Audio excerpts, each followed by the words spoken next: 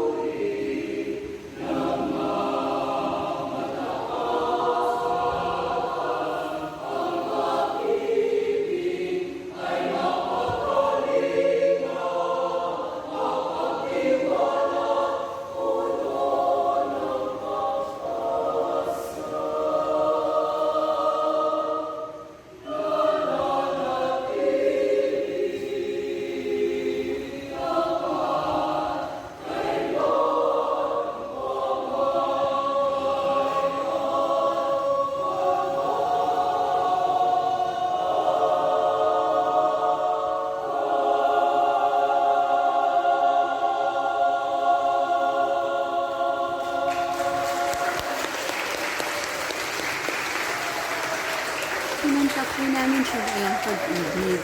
Ngayon naman po ay kumanta rin kami kay Father Marlo at inalayan din po namin yung awitin ng para kay Mama Mary, yung awit ng pagsuyo.